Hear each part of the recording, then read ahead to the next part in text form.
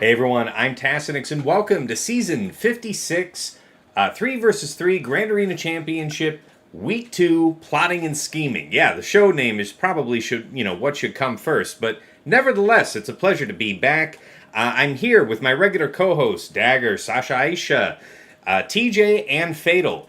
Gentlemen, how y'all doing today? How was your week? Great. All right, I'm back. Anyone can talk, I'll call on you in turn for the important stuff, but yeah, I mean, just how's it going, guys? Yeah, doing great. This is definitely the first take. I definitely did not just sit down after running to refresh my drink. Professionalism is key. Tass will tell you our sponsor.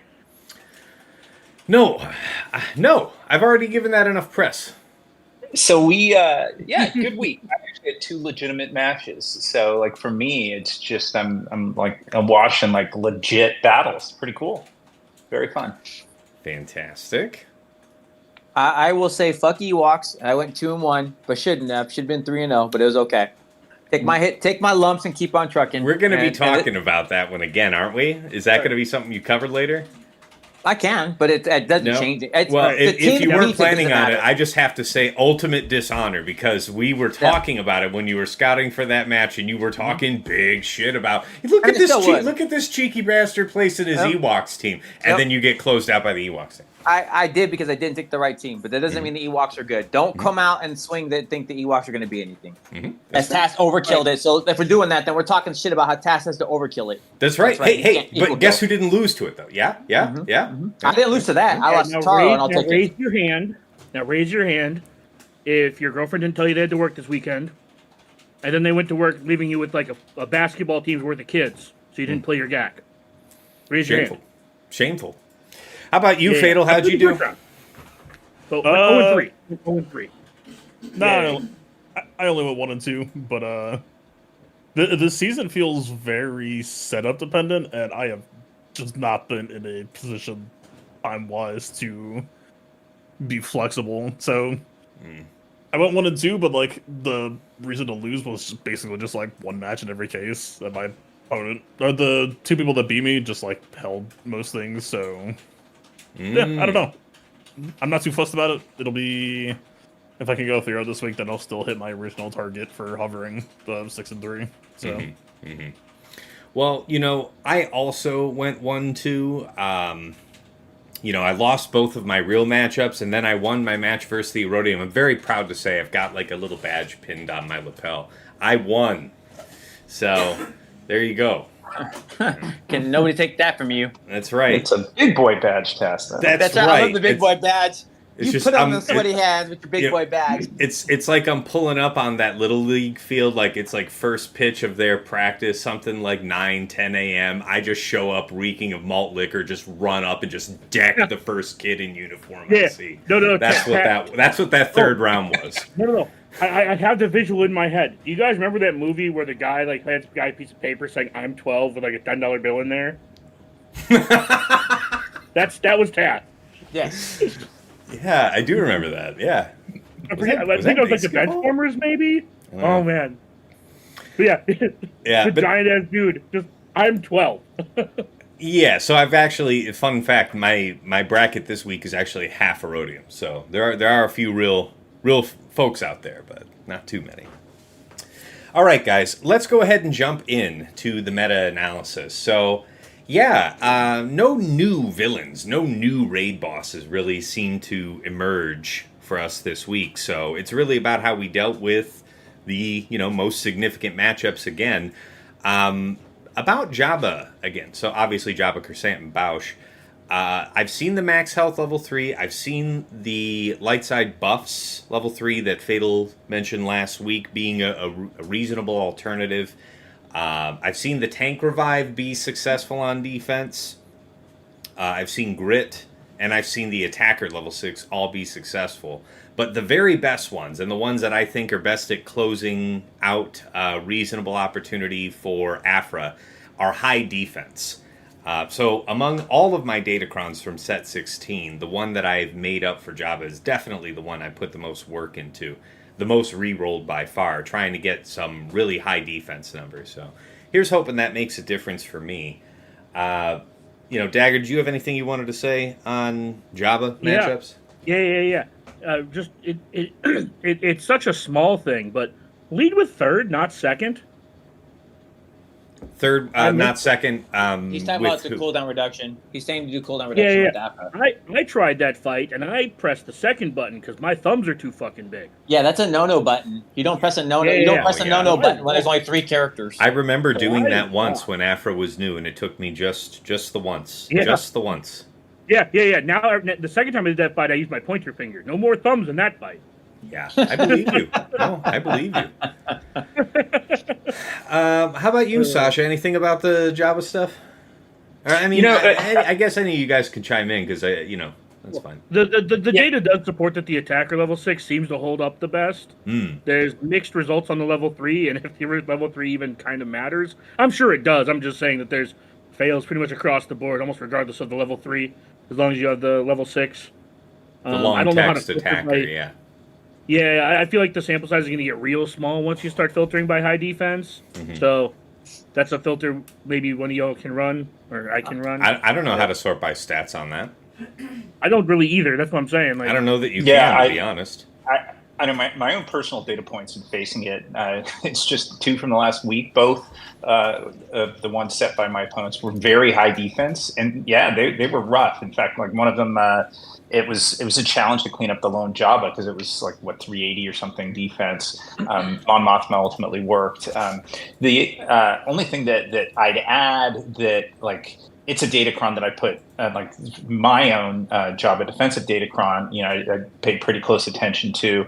And one thing that I wasn't planning, but I think I'm going to stick with, is one of the either level 7 or level 8 rolls ended up being a very high roll on special damage, 29.8%. That's a good one. I figured, so I figured I'd leave it there. And as I look at history right now, it seems to have really done. I mean, otherwise it's high defense. I think there's one small health roll on it, but I had an opponent go after it with SLK, Special Forces, and crew, and lost in a minute.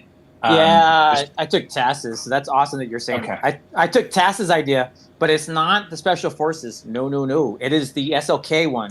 So I took Tass's, and I did the 57 because you need that level of offense to ramp high enough, and they can't. You just do so much damage that Bausch is directly gone, and then now you're just toying with your food on Kersatin while you're pummeling Jabba. And it was a perfect 57. And that's from Tass on his fight with the same one, which was with Taro. So when I did it, I took his idea, and it came through super clean. But you have to have that extra damage. You cannot do Special Forces on those high ones. It's just not feasible. I think Balo brought it up last week, but it's really the burst damage that kills you on that team now. It's not even their bulk. It's the burst damage from Boosh with the attacker level 6, because she takes 35 turns. Yeah, so you just don't make her a thing with SLK. So if you're doing that, it's there's literally nothing there, because by second turn, she's gone anyway. And now you're just toying with your 57. And it does feel like a comp that if you're going to keep the special damage, and I haven't re-rolled for this, but that the light side buffs, offensive buffs, may be more appealing and than the Amplify Agony one. So I haven't re-rolled it. Yeah, that's what you think, Fiddle? I mean, that's how I have mine set up, but yeah, I don't know, man. I gotta tell you. So I've fought 5 Jabbas this season according to Insight, and I only lost 1, and the reason why I lost 1 had nothing to do with the Jabba.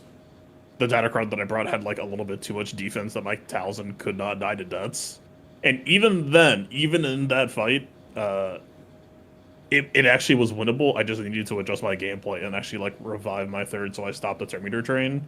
Right, I had outs. So the reason why I'm so focused on damage here is because I think if you're posting Jabba on defense, I don't think you can really afford to play fair if you're worried about Night Sisters. You're literally just you're rolling the dice, and you're saying, okay, I'm staking a bet that if my team decides that it doesn't like how your Marin looks, then I just want to capitalize on that pressure.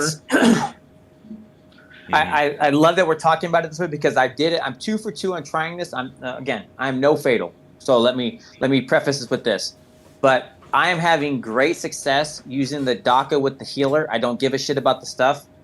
that safety net for me, and it's nice enough that Doc is not getting a lot of turn meter, so she dies off too. It feels super. I feel like I'm in a warm blanket when I'm fighting the Jabba fights right now. When I get to take Daka with the healer, because it just controls where all of these problem areas are. But for the both of you, we're still talking about 2 shots, though, right? Or are we talking about one? No, I'm 2 for 2. I'm 2 for 2 one shot, bud. I haven't. Wow. That's why I said I know. See, Tess, it turns out that all the Night Sisters, that none of the Night Sisters are attackers that you use. So they're all just support. And you know how good those support crons are. But see, that's what I'm saying. I'm taking it differently. I'm doing it with Daka, Talzin, and Marin, and I'm using the healer cron. And the thing I'll caution you with that is the reason why I'm a hater on it is because you don't want your Daka to come back. Anybody not named Marin, you want to be dead as soon as possible. Right, but that's what I'm getting though. That's my point. I wish you would have recorded for you, Fatal, so you could see it. That's happening exactly that way. She does come back. I've had it happen 2 times now. She will come back, but because she's not getting that much turn meter, she dies off again. And because it goes under the health, I've had it go successful, and then I'm just playing with my food. And it's happened to where I've got 3.5 minutes, where it's all set up now, and it just moves that quick. But what happens where I can't control it, and where I found the problems, is that opening. I can't get past it. I need the ability to come back one time, because where it's come back bad or something else, they decided to get my Marin. And the only thing that saved me was the fact that my Daka was able to get her back up and running, and I was still off to the races. But you had the opening is so rough with that attacker that it works out well. The one thing I will say, not to take this topic too long, but very early on in all the Night Sister work I was doing, I invested in R9 Marin, and I think this is the first season that really feels like, okay, this is online and I'm getting value out of it in like a consistently noticeable way. And I'll always say that, like, of course it's a fucking luxury. I know I'm not out here like banging the drum like everybody should go R9 their Marin, but no, it's been the first season where like I'm taking a significant number of hits or bouts. People are coming at you with like attack or reattack and those sorts of things. I believe that. And the extra bulk. I mean, you know, like I just told you that I technically lost a match because of my... Normally, in that matchup dynamic, you actually don't want a Datacron to really have much of anything, right? You don't want to add health or crit damage. You don't want to add, like, defense or protection, because then your sides are too hard to kill. So, like, usually I tend to go really minimal. But yeah, with that one fight that I lost with the extra defense... my Marin actually took a lot of heat in that fight. So even as I'm here, like, oh man, I brought too much defense, you know, I think I screwed up, or, you know, I should have played that differently. The takeaway being that I could have played it differently, I'm actually kind of out here like, no, my Marin actually took a lot of heat in that fight. I believe it. And my takeaway, or my learning lesson from that fight wasn't actually that I should ditch the defense. It was actually maybe that I should just learn to try to play around it if possible, to like convert a knockdown drag out where it's harder to lose the sides into a more forcible, like, no, I'm gonna do my best to make you kill me post ult. That's why I'm so happy about this, is I don't have the luxury of a Relic 9 Marin. This is the thing. You guys have way bigger and better, and I would go to, if your modding failed, to say this is the way I want to do it. I don't have that. I haven't changed anything. I haven't done anything. And the healer, that level 6 designation is allowing for those errors. But I agree. I just went, look, I didn't have anything special. It wasn't even a dark side anything. It literally was just the healer level 6, keeping Daka to the point where I could get back on the fight, be in control. That was great. Okay. So that's why I take it. It's like, I don't have Fatal modding. I will never call myself the Night Sister guy. That's a Fatal thing, and I will bow to the greatness that it is, because it's awesome watching when it works. But for me to be a rinky-dink dude with like Relic 7s or whatever, and they die off, and I'm still able to make this work, it has been pretty damn cool. Fair enough. All right. Well, we definitely said our piece there about Jabba, and I'm definitely going to look that up, studying that Night Sister matchup more. I should take that kind of risk if I could find it. Next team we wanted to talk about was just Leia. So I think, Dagger, you were saying in the pre-show that CG said that they're going to fix that. They're aware of that long text tank bug, making Leia super durable. Yeah, so according to their Trello site, it looks like it's ready to deploy. Okay. So my guess would be they deploy it tomorrow when they put the new Death Trooper in the game. So probably before attack opens. Okay. That would sound about right. Okay. So I think it's worth discussing just in case we have to do like one round of it on attack. Mm-hmm. Right? Like maybe they don't actually deploy it this week. I don't know. Well, so I mean, as far as Slacker, that was of course a charm for getting through it, which is what we talked about last week, using Slacker to make sure. But I've seen some people getting through with Riva. I'm interested in what you guys have heard. Yeah, so I thought you might have been doing that, TJ, because you said if you're using Slacker to kill thick Javas, then how are you dealing with that? Yeah. I mean, the premise is just that the sides melt to death mark, and then you auto Riva or you auto Leia and hope that you kill her. You get the immunity on, and then you basically kill Leia. Is what it looks like is happening. It's got less legs on the R2 Drogon, but when you start getting into STH and the other setups, it starts to pick up. And I was going to look for the data on it now, but yeah, it looks like those are the two solid ones. If you're not giving the damage to back it up with the R2, it looks like that's where it starts to hurt you when you're trying to do that. Good to know. Yeah, because it turns out R2 is Leia's lifter. Mm-hmm. True. So the most potent form of that team, assuming that the bug still stands, is still going to be just Leia Drogon R2. It actually hurts. It even hurts SLK. There's chances to fail there, so it actually does the most if you're going to try to penalize anybody trying to do it. Got you. Okay. Anybody else got anything to say about fighting Leia? I'll add just sort of bringing sort of a closed loop to what I mentioned the week before about brutally getting stuck on a Leia with that Tankron. And so even if they fix it, even if it works as intended, it won't repeatedly take tanks back up to 100% protection. But every time they take a turn, they'll still get protection equal to 20% of their health. So don't underestimate how easy it is to clean up a lone Leia. Like, it can still be rough. And the learning that I had off of that, like I had mentioned the week before, I took like 10 legitimate squads because it was a bottom front hard fail that I had, and I used MK to get it down to just a lone Leia, and I couldn't get through with anything. And I brought Bo-Katan Mandalore, Paz, and a Sabine with a Sabine Cron, and I'm like, this is as much offense as I can generate, with Mandalorians. It ended up not working for me. I couldn't get through. I think the broken Cron probably contributed to that. But what I realized this week was that bringing Sabine, even with her OP Cron, was not the right call. Bringing Grogu, the IG-12, having a basic with an irresistible healing immunity on IG-12 that also calls an assist is fantastic.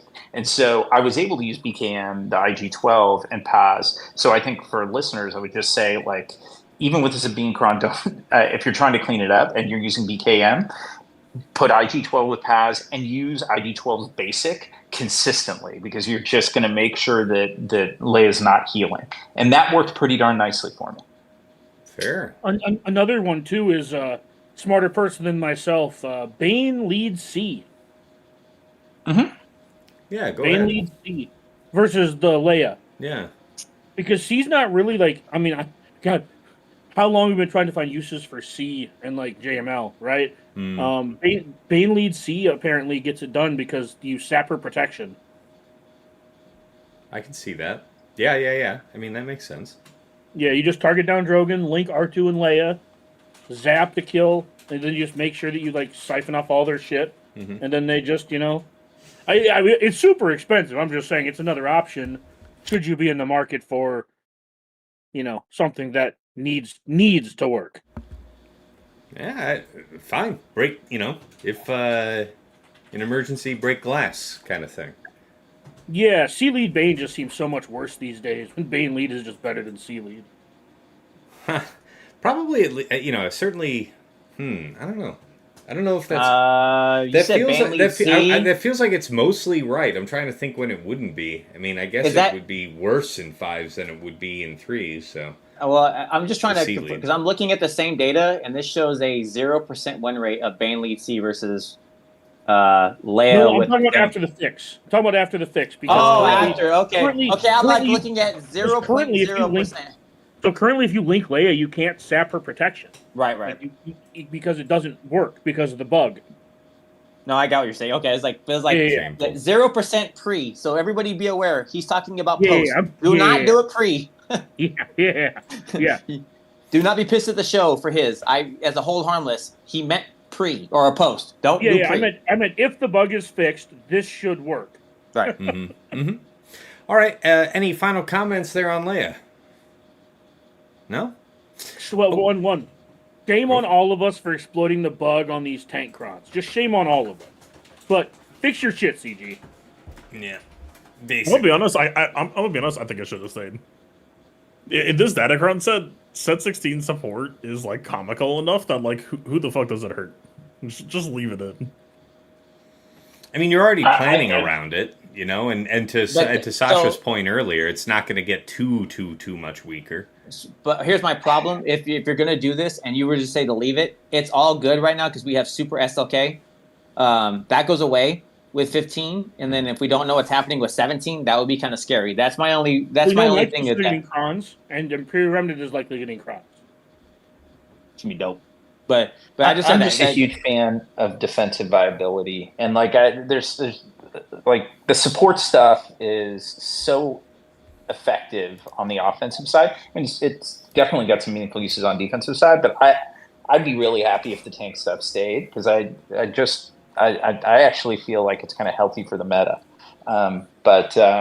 And this coming from a guy who like a week ago spent 10 of his best teams trying to hammer down one Leia that wouldn't die. So like, I definitely see the downside of it, but I still think it's cool to have. Really quick. Well, I don't necessarily disagree with you, Sasha. As someone who has like talked to like, a few people who are also at the top, when your opponent's entire defense is just Bosk lead tank bug, when every team they said is just whatever plus tank bug level 6. Yeah, I faced a ton of them. Totally. Yeah. I'm just saying that gets very obnoxious very quick. I hear that. Yeah. So I'm not necessarily disagreeing with defensive viability, but like I think that there's such a thing as sliders. So we need vibes based like activation for whether you can have infinite tank or not.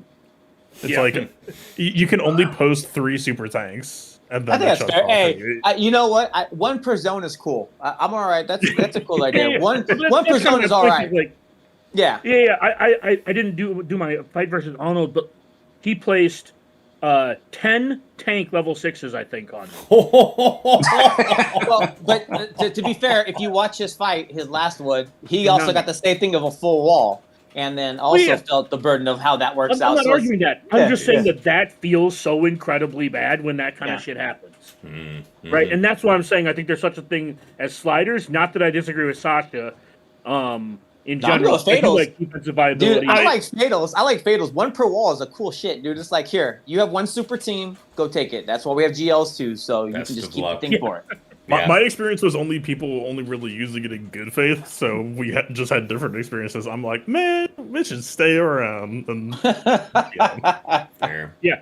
I actually really like the idea of like sticky tank crons, right? Like basically watt tank teching. Basically a level 6 that's a watt tank, right? Like I like sticky tanks. I like it's a way to create a bulk meta without creating a bulk meta. So I really like the idea of what they did here. And I know I'm broken record here, but next time, just please, for the love of fucking God, lock the level 3s and the level 9s. Yeah. Right? Oh, yeah. Like they'll get right on that for sure.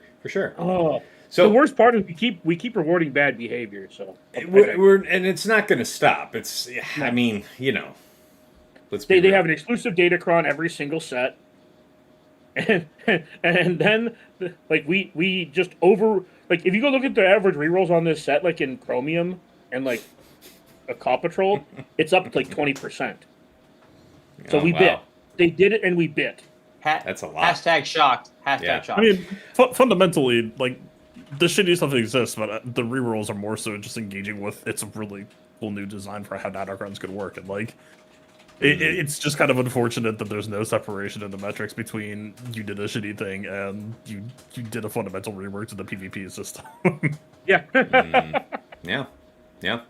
All right, let's move to the next team here in the meta analysis, Queen Amidala. So, Yeah, I have to come clean. Last week I was saying, Bane's been working. I think Dagger said he had a drop with it. I've heard of, Zareth having a drop. I've heard of other people's having a drop.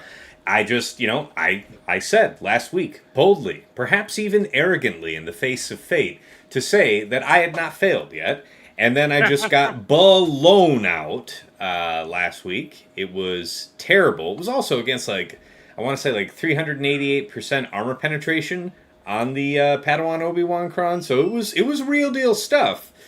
But I got exploded, and so my solution to that is this Relic 9 Talon that I now have the option to bring along. I know TJ wanted to talk about using Darth Vader, right? I use Malik.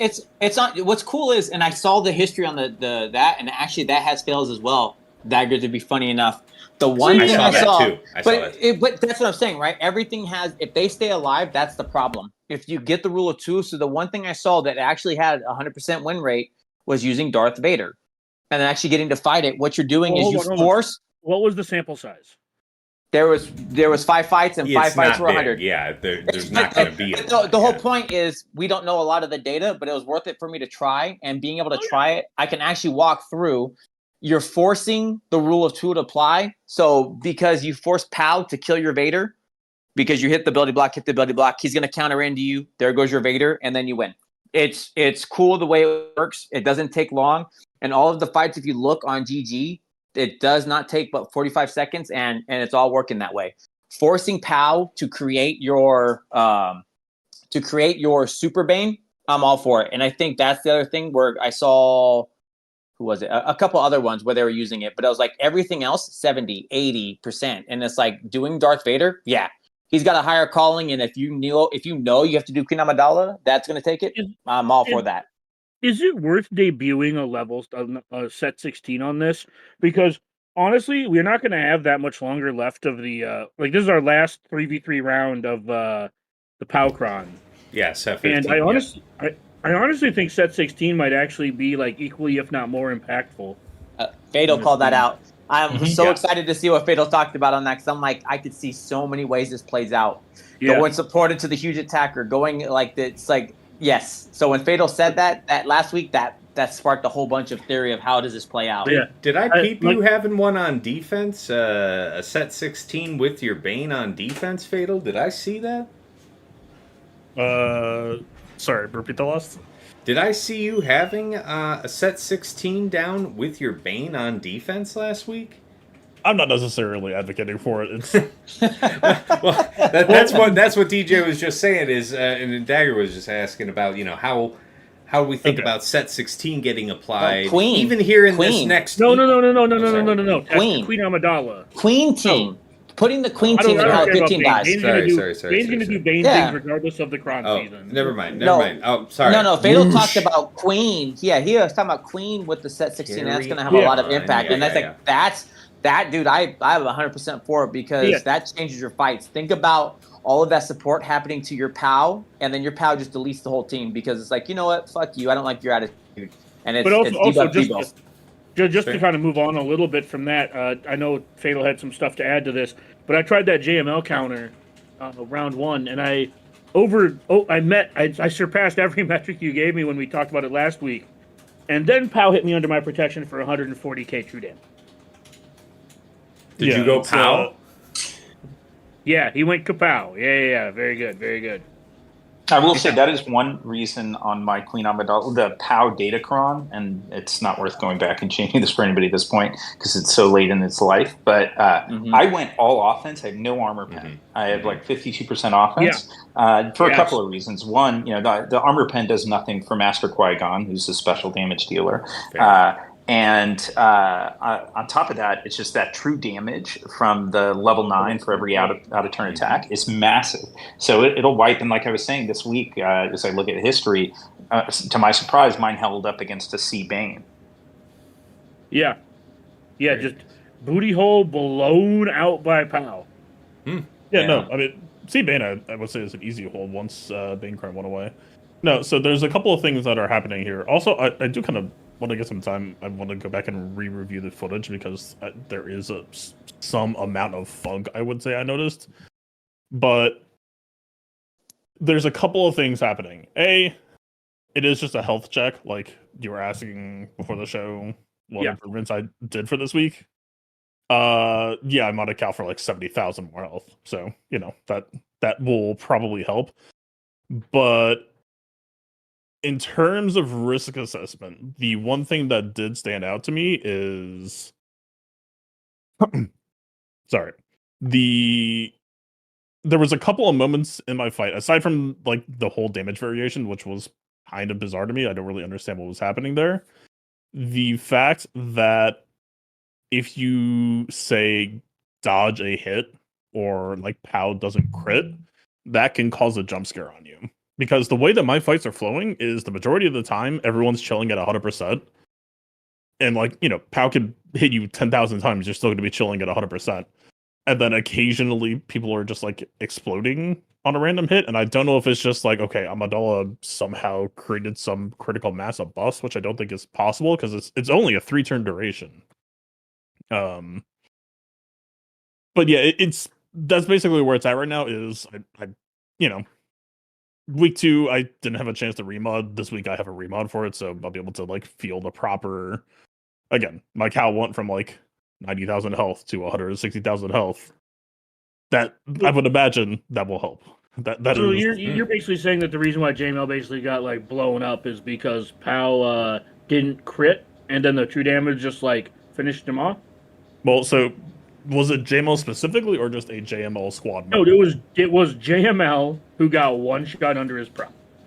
Do you have like a crit avoid error or anything like that? Because JML's base crit avoid should be roughly equal to POW's natural crit chance. I did not have one on him.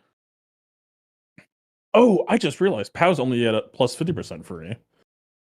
So depending on what the POW's crit chance is, if JML is getting beat up on, it's possible you could get low rolled. Well, technically high rolled. If POW just keeps on not critting you and keeps doing true damage. Because this is the same reason why Flux. Yeah, I did not Flux the entire fight.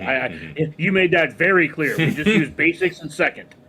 Yeah, I for whatever reason in my mind, I keep on just assuming that POW always has 100% crit chance for free, like the fucking gas thing. But it's not 100% for free. It's 50% in 3v3.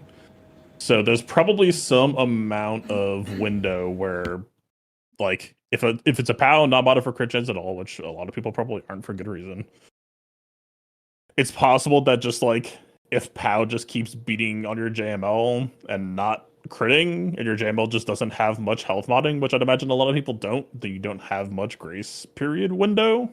Yeah, I'm at like 115k health. Nothing fantastic.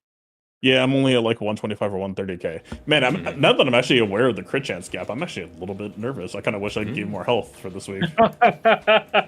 Yeah, because no, don't get me wrong. The fight was going super smooth. Like I was like doing a ton of damage to them. They didn't really ever have a lot of buffs on them. Like it was going really, really smooth until my JML disappeared.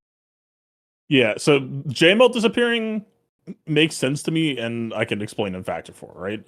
That is just you're not getting crit. For the same reason that I almost lost a character once because they dodged, but you still take the true damage. So Barris just got denied on heal value. But yeah, my experience was the opposite. My JML did fine, but Cal and Barris just kept occasionally getting picked off. Yeah, my Cal's like 120k health. My Xeris is like at 170. Yeah, just for whatever reason, this was like a 3-minute fight where nobody was getting kill shot, and then it was just like occasionally they would be like, "Oh, by the way, one of your characters doesn't exist anymore." Just doink. Thanks. I didn't know I needed that in my life, but I appreciate it. Mm-hmm. Very good. Any other comments, gentlemen, on Queen Amidala matchups? Oh, there's one more note on that too. Sure. I'm looking at it here, and it's like I did end up getting POW dead through coins with just Cal and Xeris passing the coin back and forth in that fight. So yeah, the problem was like Fatal said is like I had them all pretty low, and then when JML died, I kind of lost control of the fight, but was still able to take POW out. That is something. Yeah. Yeah. Oh, yeah. I did do one other thing. Sorry to. Sorry. Go ahead. No. I actually slowed down Cal for this week. It's something experimental that I'm trying because I noticed that Barris was just going like crazy. And so I'm going to try to slow down Cal a little bit just to get a little bit more riposte out because I almost scammed out Pow super early last time. And so, yeah, if I could just get like... I might actually feed Barris lessons to JML so that I can get more taunting Nord lessons on Cal. But yeah, I do think it's going to be a potential opportunity to just like scam him out with the cost. Does Pow have any reactive offense? I believe he gets crit damage up when you crit Qui-Gon. Yeah, I'm just trying to think because like he killed my Leia when he was like damn near in the red, or he killed my JML when he was damn near in the red.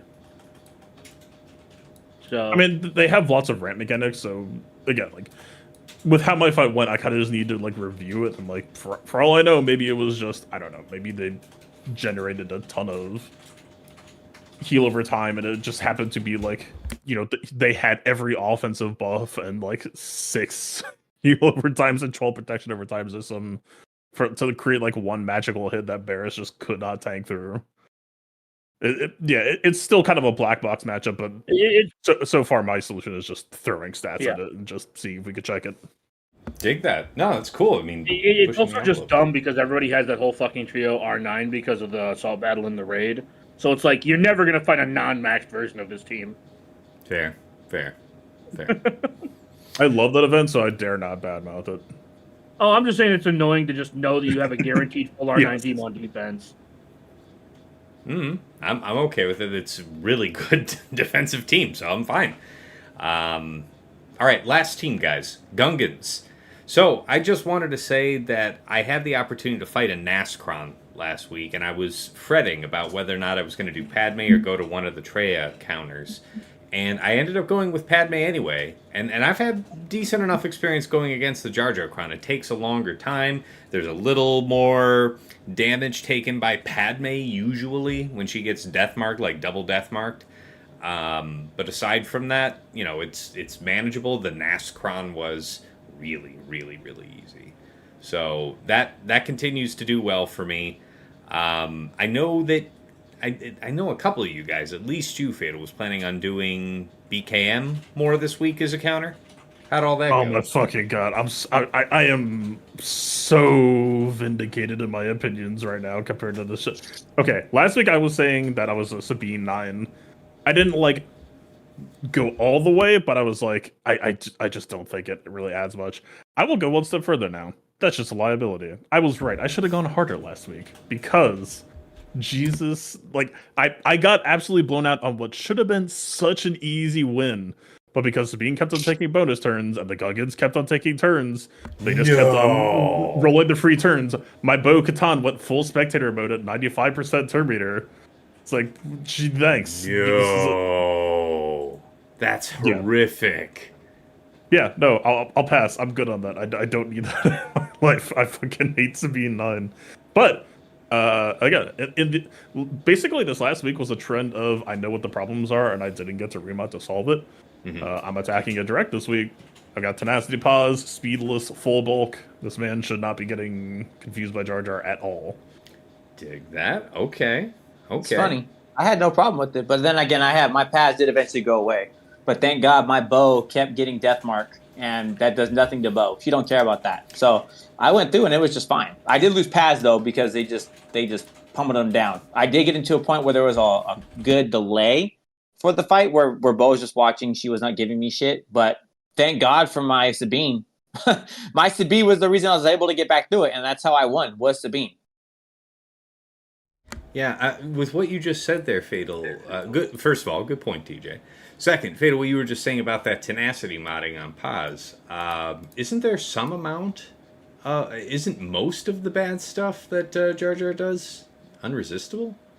Yep, but I'm pretty sure that the main issue that causes Paz to get blown up is the 2 stacks of frustration that comes from Jar Jar's second special. Yeah. And that, I believe, can be resisted, and so that's why what I'm targeting for. Yeah, there's a reason we all have him in potency. I know there's a certain amount of his stuff. I think he also has a TMR or something. Yeah, there's a reason we all have potency on top of that. Yeah. Yeah, Pause is like 210% tenacity, so That's pretty robust. Yeah. Okay. it might not be airtight, but it's at least looking to contest to try to stop. Because basically, what's happening is Pause gets 2 stacks of frustration, and then the reactive TM when he gets hit is just causing him to get blown up by exposes. So if I can at least try to make that more consistent, because if that's not on the table, then Pause is probably on the cutting floor, and I'm just gonna go like attack or double attack and just IG-12 or some shit. Yeah, I just was see going to what ask, setup is it is. IG-12? Who's your third then? Definitely might be, but I don't know how safe that feels in a couple of ways. Don't know. We'll have to see. I mean, it's entirely possible it could just be like BAM or something too. Okay. All right. Any other comments here on the Gungans from your encounters, gentlemen? All right. All right. Any other teams we wanted to highlight here before we close this segment out? All right. Hey, before we move off of Gungans, actually, Please. I had a sort of the flip side experience with the Sabine level 9 in that I had a fun match against Baby Yoda where I had actually kind of fell apart on Malaya yet again. But because of that, it was actually kind of liberating. I'm like, I'm going to try a bunch of stuff on Gungans. And one of the things that I tried that worked was Hera, Kanan, Sabine. Against all Relic 9 Gungan squad with a Jar Jar Datacron. And I'm not saying this to recommend it. It's not for the faint of heart. But, Kanan's unique, which Hera, of course, under her leadership allows to be shared across the Phoenix squad. You gain 25% health or heal for 25% of your max health whenever you get a debuff, right?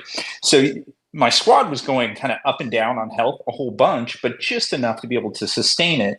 And Sabine's going regularly, every other turn, sort of by definition with that level 9, was able to take out the shield fairly effectively, and it took a little bit, some time to be able to take out the rest of the Gungans, and eventually I lost, I think, Hera and then Kanan, but Sabine made it. So, it's more of a break glass option if it's a fallback for somebody, but to my surprise, it worked. Wow. Also, completely unrelated to Gungans on defense, but since we're talking about Gungans, that shit blows up Jabba. Oh, well, yeah. Sure. And, I believe that. And because we're talking about how solved it is on defense, week 3, it might be a nice curveball to pull it off defense. They'll assume it's in the back, save their counter, and here's your free Jabba counter. It is an idea. It is an idea. That is fair. I can personally say that, like, when I didn't try the bow versus Gungans, because like I had some reactive turn meter like loot me and then I got fucked. Like, yeah, I've not had a problem with it in 3s at all. Like, Padme plus garbage, basically. Freya just mopped it last week. Just absolutely fucking mopped it. They don't have enough damage to kill Treya in 3v3. Yeah, I'm just saying, I wouldn't be upset for week 3, because, that's what this is. This is about the meta, right? It wouldn't be the worst idea to maybe save it, because if you go look at Arnold when he fought me, that shit was pretty clean. Okay. I mean, thinking flexibly, especially after set 15 expires, some ways yet in the future yet. But I take the point. There is value in thinking flexibly about it. Well, I just mean if you look at your opponent and they have not failed versus Jar Jar yet, and they're using Treya or Padme, I'd consider pulling it, is all I'm trying to say. Because I don't want to give them a team that they weren't... Like, no one was... You're not going to use Padme unless you're using it to kill a Gungan team. If you're going to use that on my Gungans, I'd rather you just didn't use that team at all. Yeah, fair enough. Yeah, just a extra food for thought on that. No, that's a good one. No, yeah, fair enough. All right, guys, let's move to segment 2. Best attack and defense of the week. Let me kick that off here real quick and set the mood. What was it? There was, the Bane failure, but I think there was, dig this. Saw Kyle Bays with the support level 6 Kron. Now, granted, this wasn't buffs on 3, it was protection up, all right? But Dash Han Chewie with, what was it? Kind of just a light side buffs, level 3, really. That's kind of the essence of what this was. It was pretty meh otherwise. Had some physical damage, had some crit damage. Nothing too crazy any which way. A bit of defense, that's fine. But a minute and a half later, 56 banners. I saw somebody pulled that off in week 1, so I said, I kind of need to do something like this, and that was absolutely my favorite attack. Favorite defense, let's see. Yeah, I'm just delighted to see that DTMG, Scout, and the Relic 9 Night Trooper, there debuted in week 2, was able to stand up to Malgus, and then a Grievous immediately after it. So, pretty good. Pretty good. How about you, Dagger? He didn't attack. That's right. You bum. You bum. How about a defense, though? Nothing? Nothing? Bueller? Good, good. All right, good talk. Sasha, how about you? Favorite attack and defense of the week?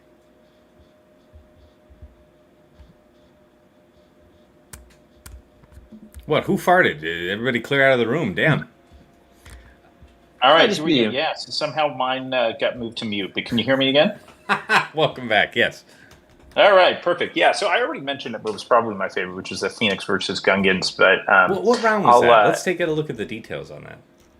What's that? What round was that? Let's take a look at the details on that. That is round 2 against Baby Yoda, and that was just it was purely a matter of like a little bit of abusing that Kanan unique heal on debuff, but primarily it's just on the strength of the Sabine level 9 Datacron. And as we talked about last week, and people. Oh, am I looking at week 1? Yeah. That must be it. Yeah. There it is. Yep. Yeah, so I would say that's probably that's the most interesting one. The only other one that would be worth mentioning is I got to face a Mother Towels and Morgan Elspeth like Marin squad, and with the tank level 6, which it does a nice job sort of abusing the strength of. And I brought Iden, range, and I think I had Scout on that. And it was just nice to get a productive use out of Iden. She's so vulnerable on deity, stays even with her Kron. So, yeah, I'd say that's what would have stood out for me. Oh, those are good ones. TJ, how about you? I'll go with favorite attack. There's nothing really fancy about the defense. Jabba did his job, and that's cool. But I'll go to round 3 with Funky, your patron. Yeah. Mm-hmm. And so favorite attack, Funky. Dude. So he got tricky, right? He sets a heavy board, and it was cool, and he flipped it around. He set JML and he set C, but he did a different little thing. But my favorite was watching C and it just getting absolutely owned by Afro. So nothing changed.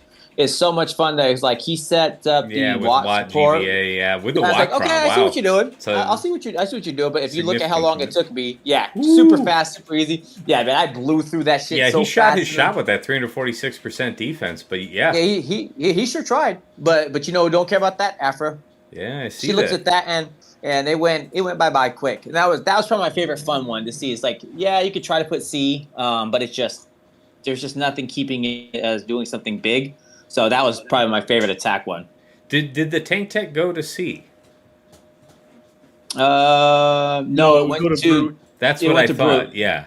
It goes to the tank, so it goes to Brute. Tag. Yeah. So it went to Brute, but then that's the last time they took a turn, including. Oh no, I'm sorry. C did link, but he linked Trip. So. Yeah, I wonder if Watt had gotten tank onto C, if that would have made any difference to you. I do not. C took one turn to link and then died. I don't think you understand the shot that he took in the mouth from BT, who looked at him and said, "That's cool, bro. That's a cool story." Very good, very good. Many moons ago, I fought a C armorer Watt on defense, and it put the tank tech on C, and BT1 just looked at him and laughed. Yeah, it's cool. It's cool that you think that tech was going to do anything to what BT's bringing to the table, especially with all the debuffs you're doing. That level of damage is like stupid strong. Very good. Very good. And, of course, Fatal, your favorite attack defense of the week. Where should I point us? Honestly, I'm kind of taking a wide scope view of this more as just like a seasonal trend, but the Seer Malicos treatment that I'm doing, I think, continues to just age pretty well. And a lot of this is just a byproduct of the... When you say Seer Malicos treatment, are we referring to something on defense? What are we talking about here? Yes, I run a Malicos in Lord Vader and Seer with Callan Fulcrum. Yeah, I've seen that, and I've seen that hold up against the usual suspects on your Lord Vader. Yeah. What is it? What's the team now? Lord Vader Maul Malicos. Yeah, see somebody one shot in round 3 with Bane, That's but I've seen somebody wipe out on his with with BKM. No, you really need the Bane. That's the only thing I found, because I faced somebody who tried something similar where they went Ufu style Malicos, and I was like, yeah, that's too scary to play with, because what that leaves is like, no. So you just Bane that. Yeah, that's not something you're gonna mess with, because you leave that, and what you leave is dangerous.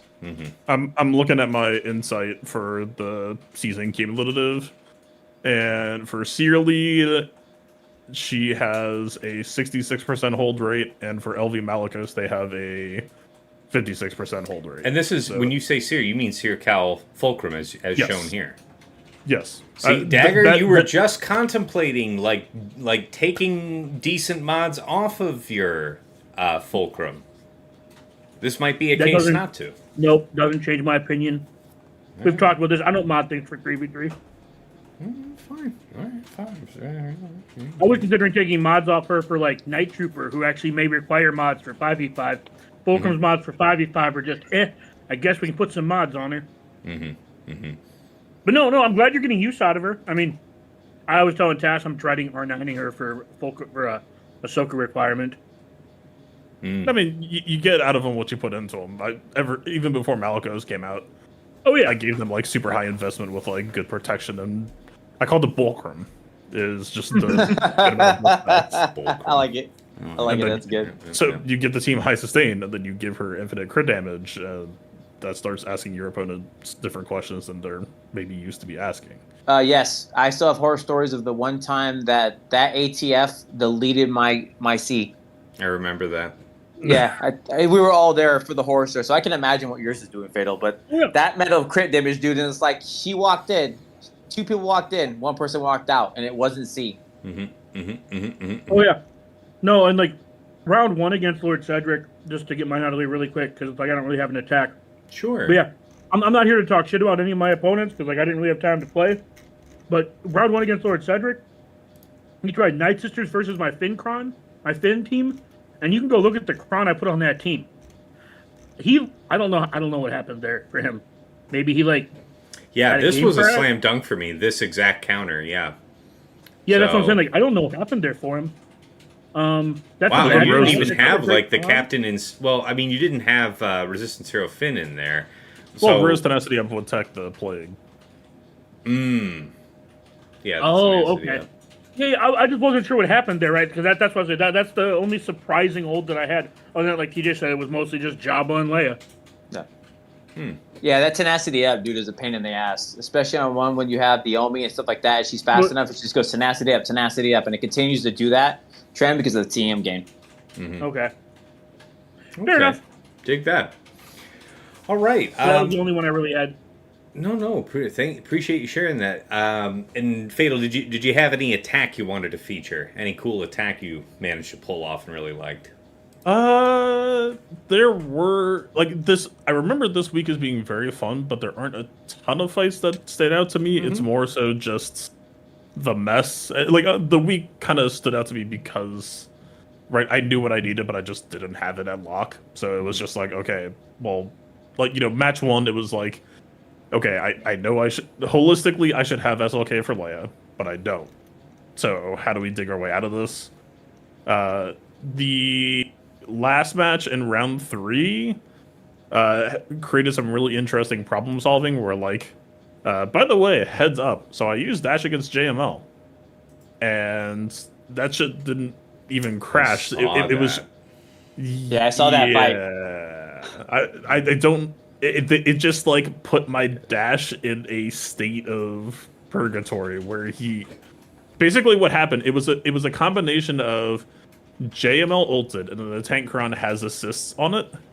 But so JML ulted and then assisted off of the ult those hits killed Dash in that same turn. And, Vandal revived him, but it just, he just existed at 0 health. Yeah, it bugged out. Yeah. He couldn't come back and he couldn't die.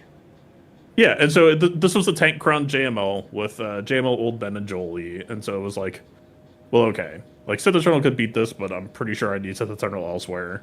The JML failed on Amidala, so Sith Eternal was probably going over there. So there was a Hail Mary fight doing Grievous against that JML Tankron, and it was just a really good dynamic fight, very, very close on multiple occasions. I'm not necessarily advocating for this as a counter.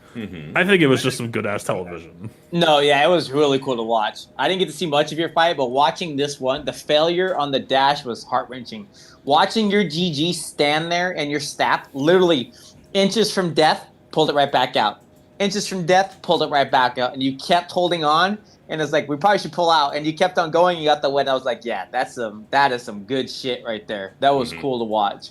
I will admit I reminded this team this week if this That was pretty fucking cool, man. Watching that fight. When you say this team, do you mean GG or JML? Yeah. No, GG. Yeah. For anybody who didn't get to watch it, I would say if you're not going to watch me, go watch that Fatal fight. That fight was some good shit, dude. It was like, it looked like that is like, I now discovered my JML counter for everything. Because that was that cool. Very nice. Very nice. Yeah, I had half a mind to set JML on defense last week, and my opponent had to use Ray to clear it. I mean, he kind of 50-50 about Ray on defense, so he decided to keep it that round, and he DM'd me to say that he would not have been able to get through it had he not had Ray reserve. So I've been thinking about that because I found myself needing JML less and less on attack lately. I don't know. But good stuff though, Fatal. I mean, yeah, the attack of the week doesn't always have to be successful. So fair point. All right, guys, let's go ahead and move to the wrap up, takeaways, and final thoughts.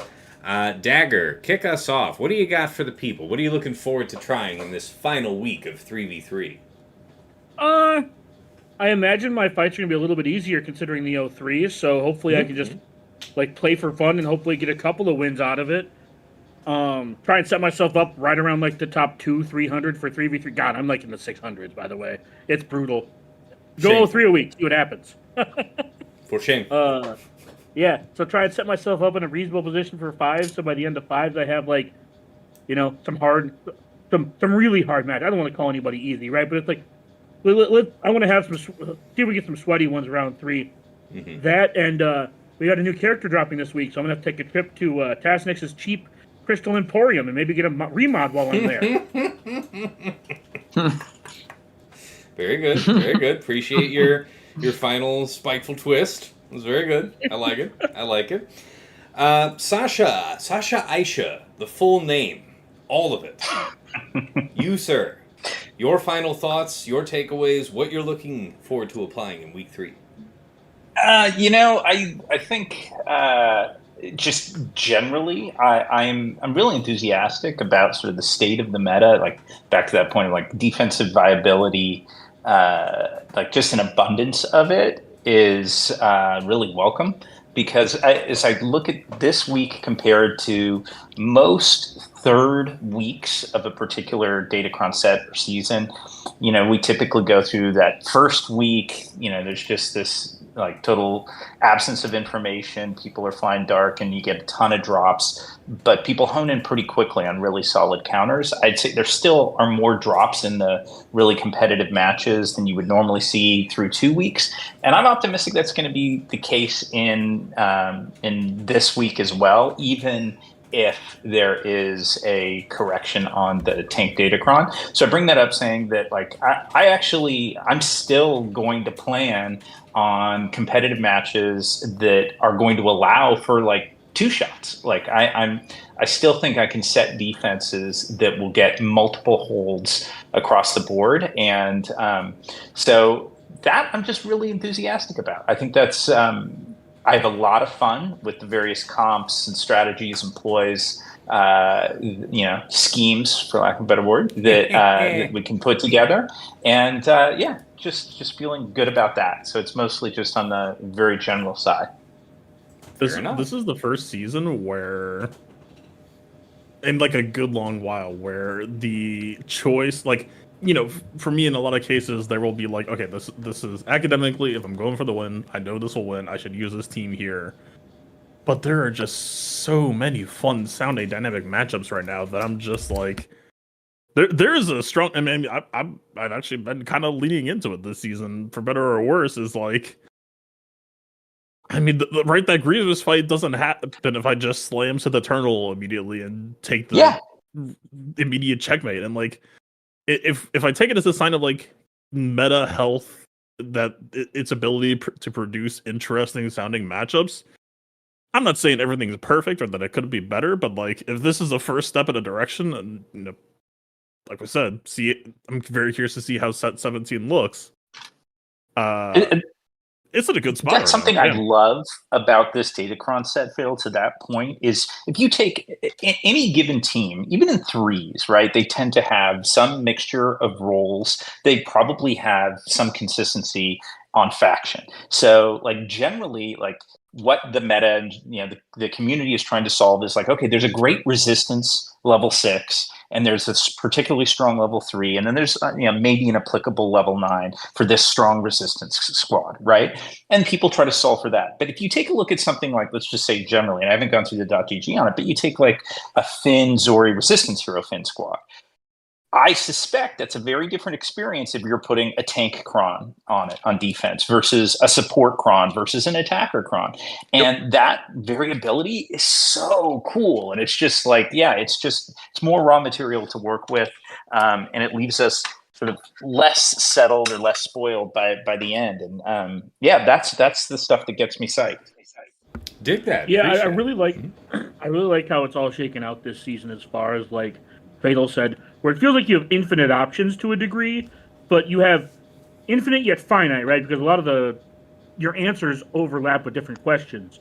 So it's a really interesting, like, planning phase, I think, if you are one of those people who likes to plan. Mm-hmm.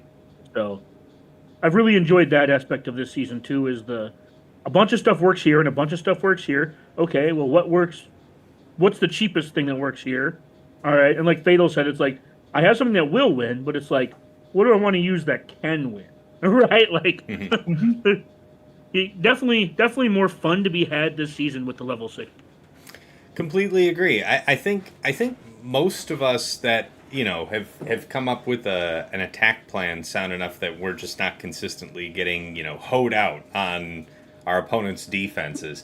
I think most folks have found set 16 fairly enjoyable in terms of the effects that it brings. It's just, man, seeking what you're going for, the reroll aspect of it has been challenging. Aside from that, though, I echo the rest of you guys. I like what it's done for defense this season.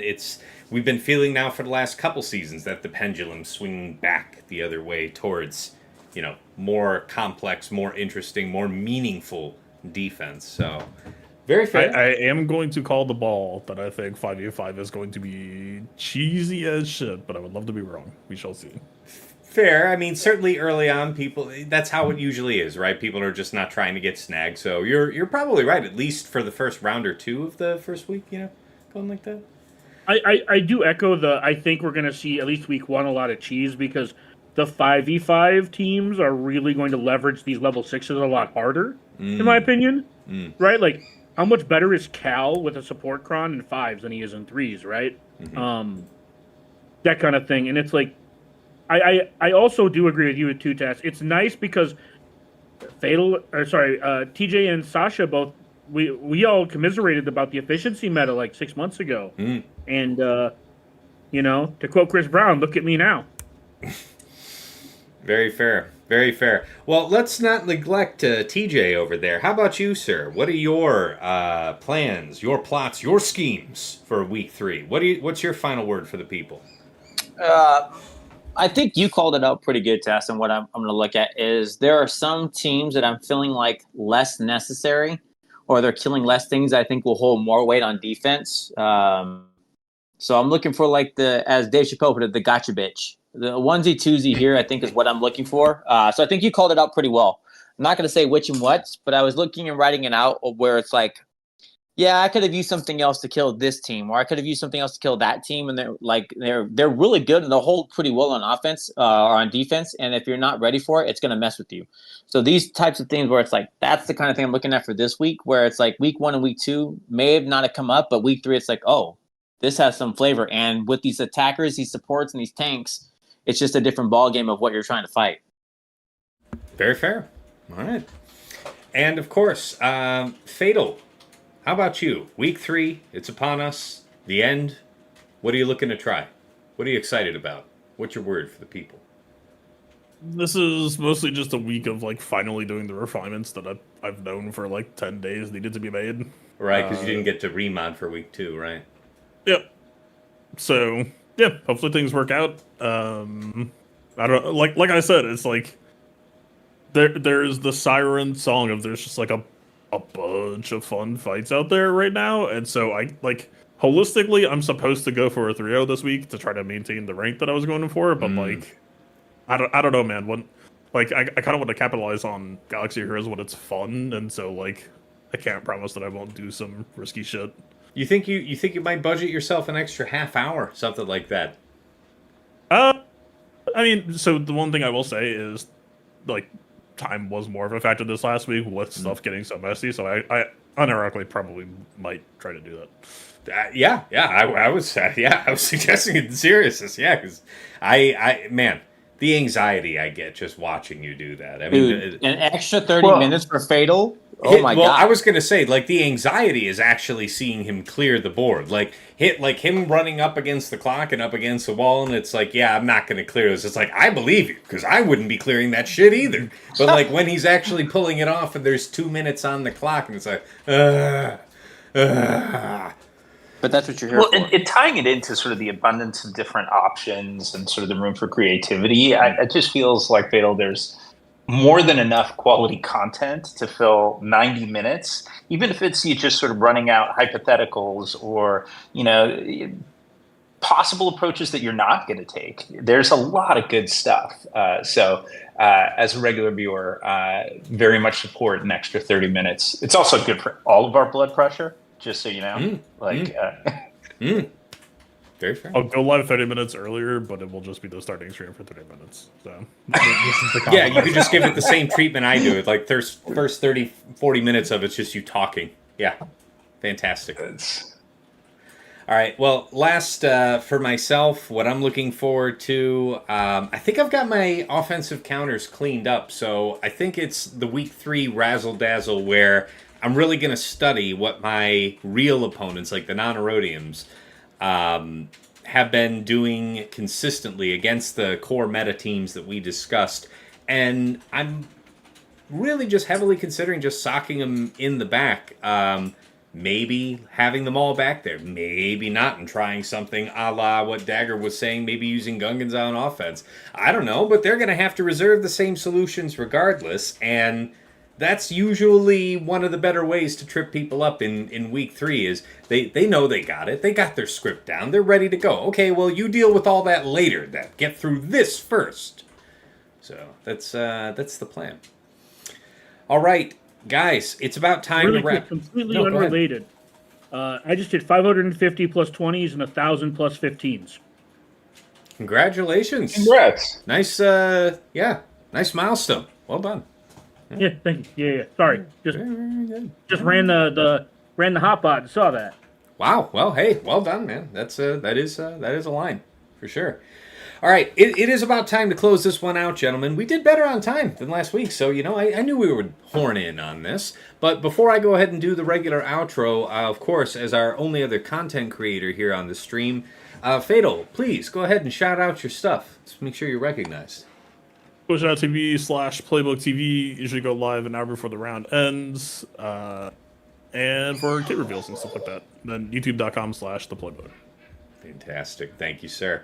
And of course, if you're used to watching me live, you know that you could find me at twitch.tv/Tassinix. Of course, the Plotting and Scheming podcast is here on my YouTube, Tassinix Gaming. It's also repeated out to Spotify, Google Podcasts, and back to, it comes back as a YouTube episode as a podcast file eventually as well. So that's up there. Also on my YouTube channel are the Datacron set videos for sets 15 and 16. I make them every time they come out with Aesop Rock, one of the very top players in the game, so check those out.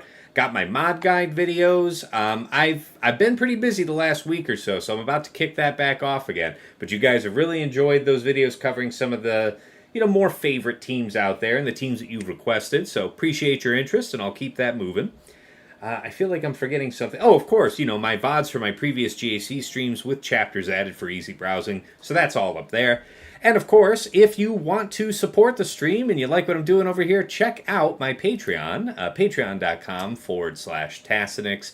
For any upwardly mobile GAC player, there's something of interest there for you. $5 a month gets you in the door to the TAS House, where you get early access to Plotting and Scheming. You'll get it usually one round ahead of everybody else, because we typically record on Tuesday. I usually get that out Tuesday nights to the patrons, and then public release is on Friday, so that might help you in your round one and you're planning going into round two. Of course, in addition to that early access, you also get the early access to the Datacron set videos and a dedicated chat and voice channels where you're able to find me, usually lurking, unironically, most hours of the day. Thank you so much to Andrew, White Wolf, Sam Vimes, Jobin4527, Stark Strategy Gamer, Rays Malbus, Brock Thudsteel, Renee Bebe, Deadpool Cow 28, Johnny B. Ottawa, JJ's Productions Twitch, Sweens14, Darth QP PMG, Arj, and my newest sign-up, Squed. Thank you, sir. Of course, at the next level up, at VIP Access Plus, that is the bundle with OmegaBot Patreon. So if you like that detailed scouting report I do on my opponents at the start of the stream, that is a patron level feature where you can pull greater than the last 2 weeks of data, build a custom report, get a detailed understanding at a glance of what your opponent's about, offensively or defensively. Love that tool. Thank you to Stryker and Desh Sotnikam for taking that offer. And at VIP Access Premium, that is the double bot bundle that includes Hot Utils Patreon as well. So, that is the premier tool for mass loadout management, mass mod management, switching with a couple clicks between Grand Arena, Raid, TB. I know a couple of us here on the show actually use it for optimizing our Grand Arena stuff, and we're all successful in our own way, so does that too. Thank you so much to Quig, Ibenex, Sir Boss, Trevor Boy Gaming, Funky, and Focus. And at the top of the list, Ingesters Club Elite, Nomad's Reaper, a man who really needs no introduction, but he'll pop in to the stream from time to time, drop hundreds of subs, thousands of biddies. Appreciate the very generous support over the years, my man. Thank you so much. And of course, last but never least, our special thanks first to Yoda Force, one of my original supporters way back in the day, got me the mic I'm speaking to you on right now. He has long since quit the game, but we remember him fondly from the other side. To Mrs. T, my wife, thank you for juggling our daughter here in the background who got home from school today and has been really, really wanting Dad's attention. So I appreciate you running interference here while we are trying to record the show. Appreciate it. And of course, to my co-hosts, Dagger, TJ, Sasha Aisha, and Fatal. Appreciate you guys making the time on a weekly basis to make our show. It just keeps getting better. It's like cooking that long, slow sauce, that grandma starts on Saturday morning, and then it's ready Sunday night kind of thing. It just keeps developing that flavor. So really appreciate you guys for making it all come together. All right, coming back on over to the main scene. This is it. Get ready. This is your final flight on this season, and then we're getting ready for 5 vs 5. So we'll have another video next week covering week 3, and then we'll have our preview season video after that, the following week for the season 5v5. But the preview. But until next time, it's been real. It's been awesome. It's been real awesome. Take care.